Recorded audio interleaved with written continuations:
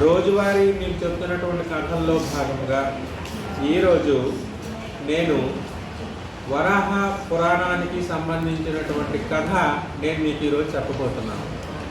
ఆ కథ పేరు ఏమిటి అంటే ఆశ. ఆశ అనేటువంటిది ప్రతి ఒక్కరు కూడాను ఆశ పడడం అనేది సర్వసాధారణం. కాకపోతే ఆశ పడడం అనేటువంటిది ఎక్కువగా దురాశకు కానీ అత్యాశకు కానీ పోకూడదు.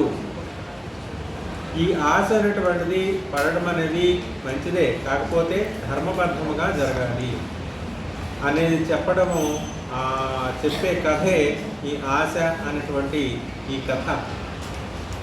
ఈ ఆశ అనేటువంటి కథ చెప్పే ముందు ఒక పద్యంలోనికి మనము వెళ్దాం. ఆశ అహమునన్నవంతంబుగాకున్న తపసుగాని శౌర్యధనముగాని అంతమొకటి ఇచ్చు నలదుర్జయాభిఖ్య గౌరి ముఖుల కట్లు కాలవసతి.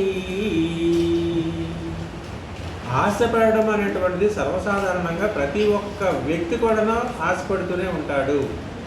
కాకపోతే ఆశ పడినటువంటి విషయం ఏదైతే ఉన్నదో దాన్ని సాధించడం కోసము ఇద్దరు వ్యక్తుల గురించి గుర్తుపెట్టుకోవాలి అంటున్నాడు. మొదటివాడు దుర్జయుడు, రెండవవాడు గౌరి ముఖుడు. ఈ ఇద్దరు వ్యక్తులు ఆశ పడి ఏ రకముగా ఆశను నెరవేర్చుకున్నారు అనేటువంటి విషయాన్ని గురించి చెప్పుకోవడమే ఈ కథ యొక్క ప్రధానమైనటువంటి ఉద్దేశం అని చెప్పబడింది.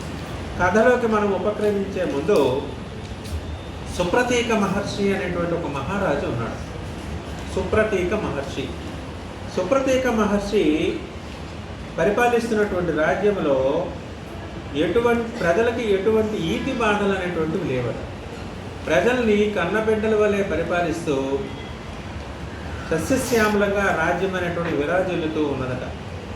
అటువంటి సుప్రతీక మహర్షి దూర్వాస మహామునికి అన్నమాట మహర్షికి శిష్యుడిగా ఉంటూ దూర్వాస మహర్షిని అన్నమాట సేవిస్తూ ఉంటాడు. అనునిత్యం కూడా సేవిస్తూ ఉంటాడు. ఆ రకంగా సేవిస్తూ ఉండేటువంటి సందర్భమే నా చేతుల్లో ఉంది. దాన్ని ఆపే శక్తి నాకు లేదు. నీ వద్ద ఉన్నను కూడా దాన్ని ఆపే శక్తి నీకు కూడా ఉండదు అని అంటాడు. స్వామి, మరి రక్తపాతం అయిపోతుంది, ఏం చేయమంటారు అని అంటాడు. దీనికి అంతటికీ ఒకటే సాధనం. ఏమిటో తెలుసా? నీ వద్దకు వచ్చినటువంటి అతిథి ఎవరైతే ఉన్నాడో ఆ అతిథిని సంహరిస్తే చింతామణి శాంతిస్తుంది అని అంటాడు. స్వామి, అతిథిగా వచ్చినటువంటి వాటిని నేను సంహరించడం ఏమిటి?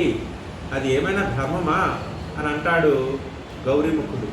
అప్పుడు శ్రీ మహావిష్ణువు ఆలోచించి అతిథిగా వచ్చినటువంటి ఆశపడుతూ ఉంటాడు.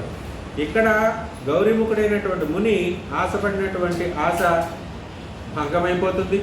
మహారాజు మా చింతామణిని చేజిక్కించుకోవాలని కూడా అతడు కూడా గర్వభంగం అయిపోతాడు.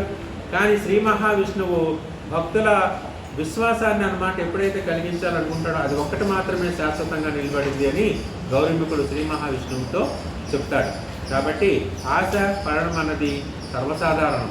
కాకపోతే అహంకారంతో, అత్యాశ, దురాశతో దాన్ని చేజిక్కించుకోవాలనుకోవడము మహాపాపం అని ఈ కథ యొక్క నీతి. ధన్యవాదాలు.